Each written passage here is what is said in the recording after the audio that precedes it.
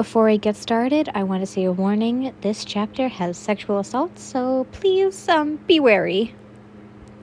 She never encountered before, but now that Yin had done it, she realized it's been almost 3 months since she came here to Igneous, got married to Bakugou, and faced responsibility she had taken on.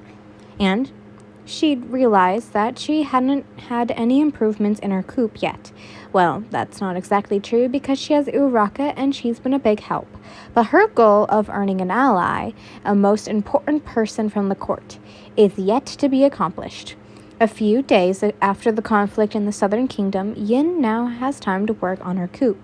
She wondered if she will be able to see a potential ally today. Yin lay on her bed as small rays of sunshine steamed through the crack of the curtain. It felt weird to wake up with the curtain still shielding the room from the blinding lights of the sun because usually Uraka would come in and draw the curtains. It's a painful thing to wake up to the light blinding Yin, but it had proven effective. Is it late? Yin asked herself, and shifted to see the clock on her desk to see that she had woken up later than she usually does. She wondered if Uraka slept in. Yin got up and wrapped a robe around her figure. She opted to get ready by herself, understanding that Uraka would have her days off. Just as she was about to start, the door of her room opened, and Uraka rushed in. Yin heard her sniffle and saw the brunette wiped her eye. The royalty began to worry, and when Uraka approached her, she saw her swollen eyes and capitated that she had been crying. "Uraka, what's wrong?" Yin asked. It's nothing, Your Majesty." She tried to shake it off. I'm sorry for being late. It will never happen again." "No, it's all right. Tell me what happened." It's nothing. Just some noble being a noble." "Did they hurt you?" "No. They were being rude. It's not important, Your Majesty. It happens sometimes. Let us just forget about it, please." Yin hesitated and gave no answer yet as Uraka began to rummage through her trunk of her dress. "All right," Yin sighed. "I still can't help but worry, though. If they ever try to do something to you again, you tell me, okay?" Uraka paused before nodding and forced a smile on her lips. "Yes, thank you, Yin." After that, Yin went to the dining room and ate breakfast, and when she went outside, she was surprised to find Bakugou. Parchments were sprawled in front of him, his plate pushed aside, and a glass of scotch rested near his hand as he read and signed papers. The blonde looked up when she walked in, and Yin messed inside her head to try and figure out a thing to say. "Morning," she chimed quietly, and quickly sat on her seat. Then her breakfast was served, and she thanked the servant. She started to eat quietly. As Yin swallowed her food, she also began swallowed by the awkwardness that hung in the air. She really doesn't know how to approach Bakugou after all the problems they've been through, especially after the conflict in Terra, when they arrived at Igneous, and the next day they carried out his condemnation in which they did not announce the truth about how they ended the rebels in the south. Yin frowned for days, but she eventually got over it and decided just to mind her coop. Her intentions with Bakugou had been placed as they hadn't faced each other that much. The blonde still has it in him to avoid Yin when he wants to. Sometimes they got together whenever duties needed them. Today, it just so happens they decided to work while having breakfast and got hung up in the dining room. "Oi, Sparkles." Yin's head snapped up and turned to the blonde, brows raised in anticipation. She's almost surprised he talked first. "I need you to do something," he said, and Yin immediately thought it would be another duty. "What is it?" "R18 wants me to accompany her to some orphanage to give some charities tomorrow. Said it's for publicity and shit, but I don't do that. If it's a charity, it's charity. No one, that's publicity." I can't speak today. Holy shit. Publicity. As he talked, Yin listened carefully. "And I got tons of crap to do tomorrow, so I want you to go there in my place. You like those kinds of stuff, right? Helping the poor? Oh, okay, sure. She nodded and felt stunned that Bakugou had recognized her love for helping the people. Good. Bakugou said nothing after. He sighed and stood up, collected his parchments before walking out. Ian finished her breakfast and headed out as well. As she started to walk in the direction of the hallway, she could hear giggles from afar. Then she saw two figures heading her way. She squirted to see that it's Lady Yuri together with her husband, Lord Yuri. Where have you been? Yin heard Lady Yuri ask as they stopped in front of a door. Nowhere. Now, why don't we spend the rest of the day inside? Lady Yuri asked. Oh, that was Lord Yuri, sorry. Lady Yuri giggled. In bed? In bed? Yin could hear the chime in Lord Yuri's voice. She raised a brow to herself, and an unconventional smile curved her lips. She stopped walking and waited until the couple got inside before walking away. When Yin decided to go to Midoriya, she passed the foyer where a familiar figure stood, with their luggages being carried by servants. Ah, Your Majesty, she bowed. Lady Erica, Yin addressed. I was wondering what kept you back at Terura. Well, with all the chaos, I decided to visit my family since I can't help but worry. I see. Are they fine? Oh, yes. They fled further south when they heard the rebellions got worse. That's reassuring to hear. Yin smiled. Well, you better get some rest now. I will. Thank you, Your Majesty. And with that, Lady Erica went off, and Yin continued to find Midnight. The next day, Yin got ready to go to the orphanage. Yesterday, she went to talk with Midnight. The noble was a bit disappointed Bakugou couldn't come, but rejoiced, in fact, that Yin will be the one to go outside. This morning, Yin noticed that Uraraka seemed to be doing well, although she was still a little bit quiet. When she asked the servant if she's all right, the brunette always answered that she is and there is nothing to worry about, then proceeded to push Yin to her meeting with Midnight.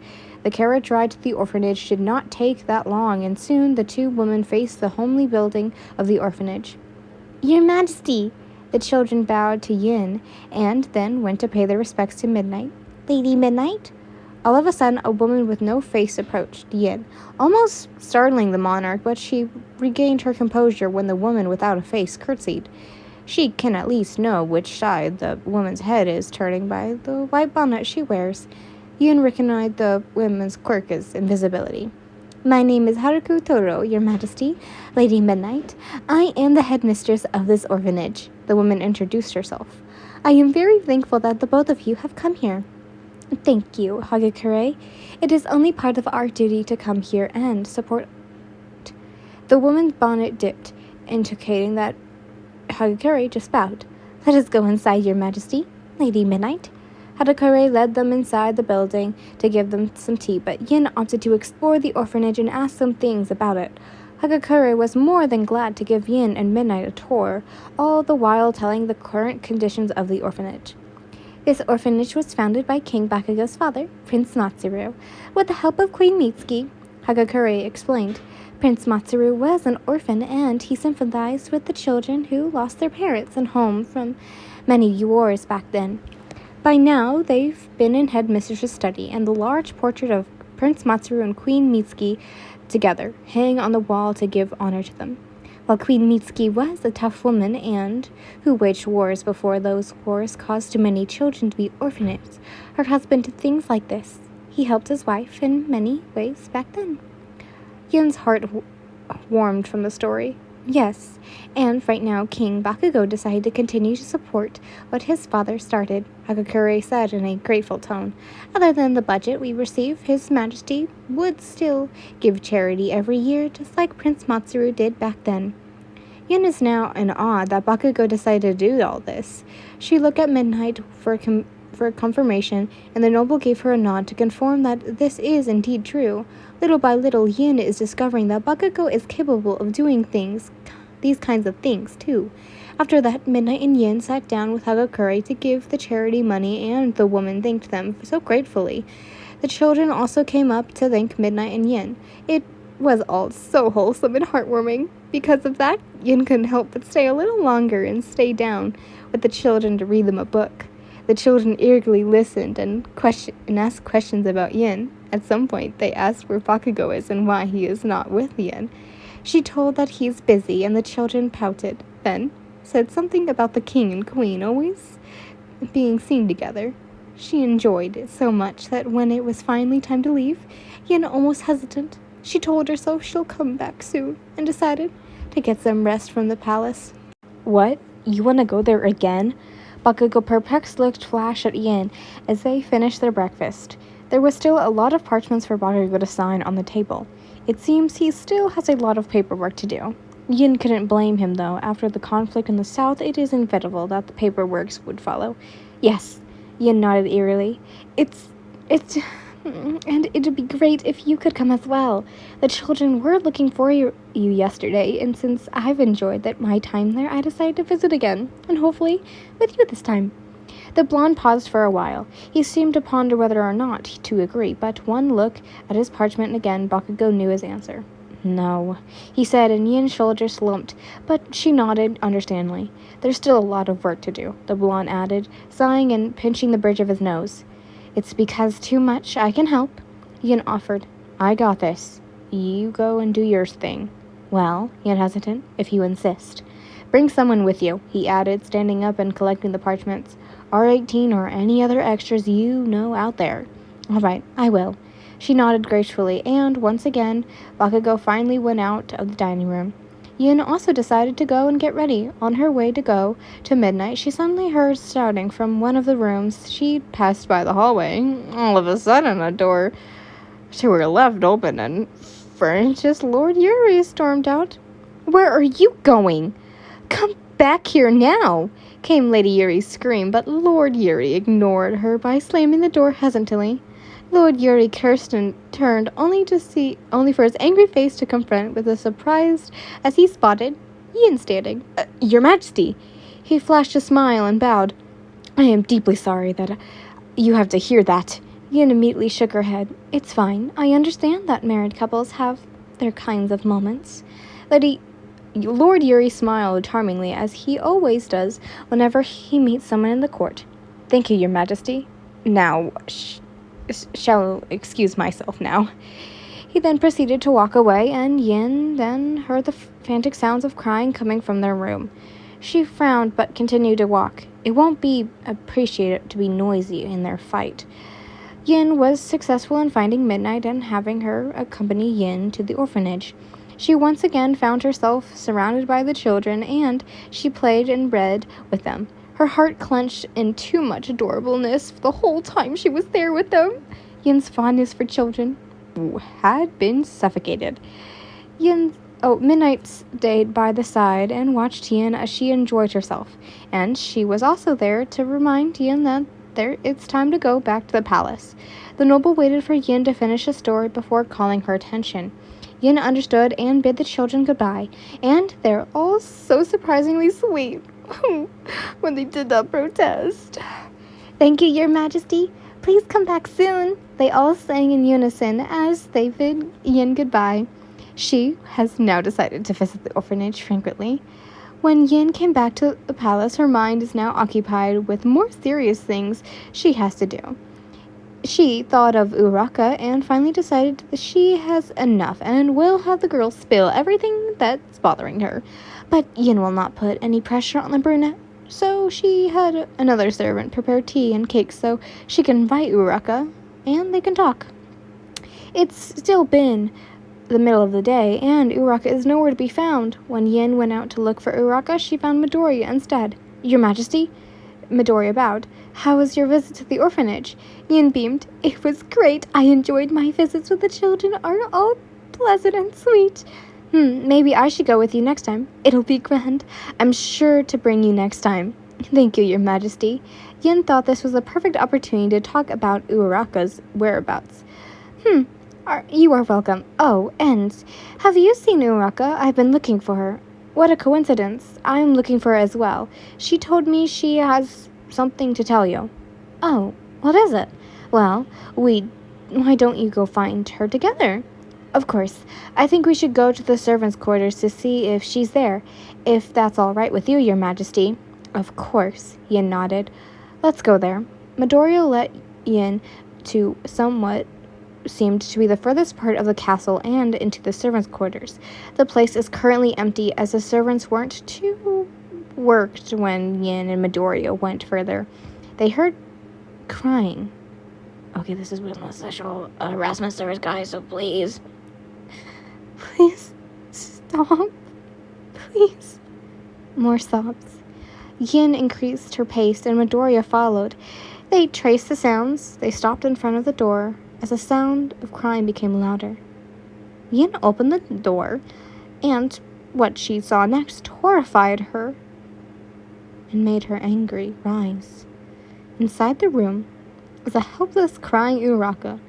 The top of her dress is almost forced off, and oh my god, I haven't read this in a while. And on top of her is Lord Yuri. His disgusting hands wandering all over her body as his mouth lapped over Uraraka's trembling body. A merciless grin stretched his lips. What do you think you're doing? Lord Yuri stopped. He looked terrified as Yin shouted, and before he could even utter a word, Midoriya came running to him and tackled him on the ground. How dare you! Midoriya shouted. Uraraka! Yin yelled and ran over to her friend, cradling her body in her arms, and pulled her top of her dress all together to cover her. Yin, I'm so sorry. I'm so sorry. Uraraka broke down. Her sobs rocked her body as she continued to cry on Yin's chest. Shh, it's not your fault. It's not your fault. You're all right now. We're here. What did you do to her? Was the first time Yin has seen Midoriya lose his composure.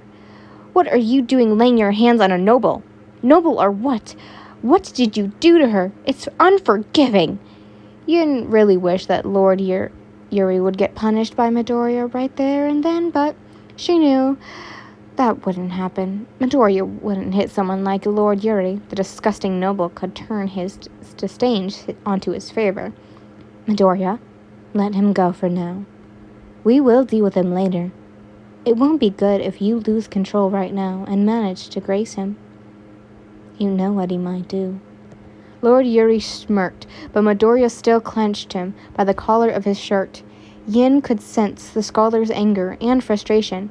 It took him a while to let go of Lord Yuri, but he did, harshly, so the noble would land roughly on the ground. Damn it, Midoriya cursed and went to Uraraka. The brunette is still crying. I'm so sorry, Uraraka. Yin's heart ached as Uraraka's body still shook in her arms. She looked up to Midoriya. Please take her back to my chambers. Then, she looked down at the brunette. Uraraka, Midoriya will take you to safety now. Will you be okay? He will not hurt you. It took a while, but Uraraka nodded and Yin gently handed her to Midoriya, who took gentle steps to lead her out. Lord Yuri took a step to go as well, but Yin stopped him with a glare. You stayed there. He scoffed.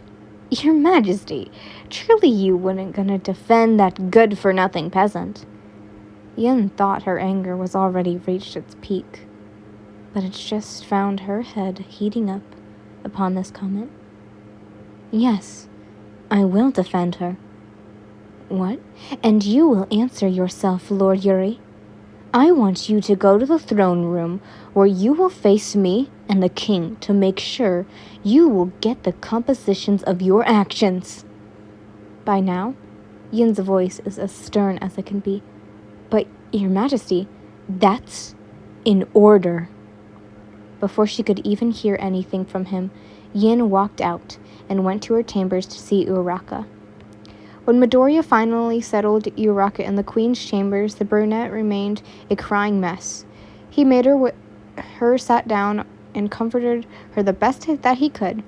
Midoriya refrained from touching her anymore, afraid that that his shaking hands would break her further, and he thought that the last person Uraka would want to touch her is a man. But Midoriya wouldn't never do that to her. He respects Uraka, and she's one of his dearest friends. He wouldn't hurt her. I couldn't do anything, she continued to sob. He forced himself upon me. He did things that... No more, Uraka. Don't remind yourself of it. You're safe here now. Uraka continued to cry, and Midoriya felt bad for not being there to protect her. Uraka is a pure and kind woman. She doesn't deserve this. But the damage has been done, and oh, how Midoriya wished he could break Lord Yuri's face back there. But he's not violent, but seeing what he just could do to his friend, Midoriya no longer cares. He wishes that Lord Yuri would get the punishment he deserves. It would be hard since he's got so much influence. The chances of him getting what he deserves is high if someone higher status than Lord Yuri is in Midoriya's side. There is Yin and Midoriya. Thank God that she has so much compassion in her heart. But the Lord Yuri is an important noble in Bakugou's court. He might have Bakugou on his side. Even if Yin will defend them, Bakugou holds much more power, and Midoriya will be damned if Bakugou decided to show any sympathy for Uraka, especially with his history with her.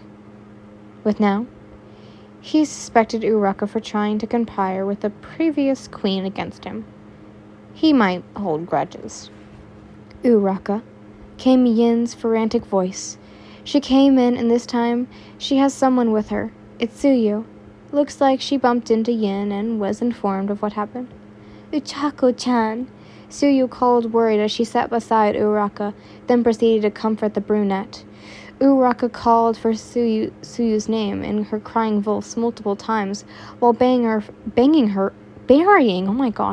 face in Tsuyu's chest, finding comfort and safety. It broke Midoriya's heart to see her like this. Yin is no better as she paced back and forth around the room, her frustration clearly showing. Midoriya, I need to ask you to come with me later to the throne room. We will discuss what should do about Lord Yuri, Yin said. I need you as the witness. Understood, Midoriya nodded, determined to do anything to justify Uraka.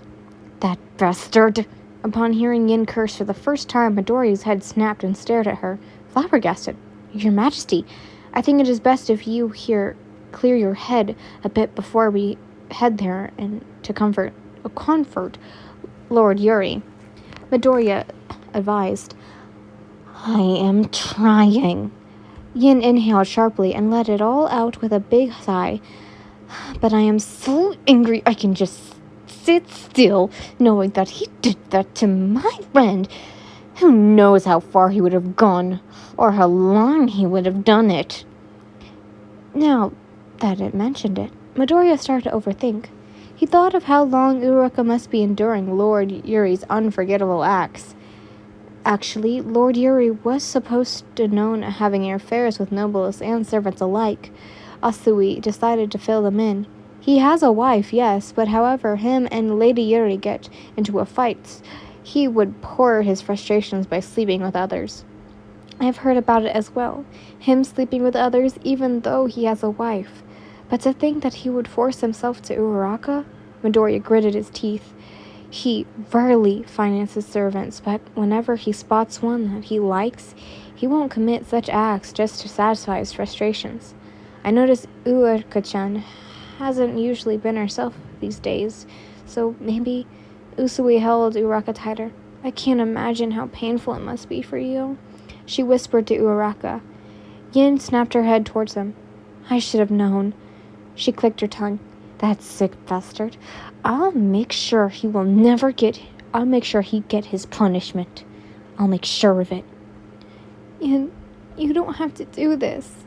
Uraka's weak voice. Everyone turned to her, and Yin was quick to plant her knees on the ground beside Midoriya to face Uraka. What are you talking about, Uraka? Yin said. Of course I will have to do this. What he did is clearly unacceptable. He defiled you, and you do not deserve to be treated like that. Your Majesty is right, Uraku-chan. We won't stand by idly while our friend was done wrong, Asui added.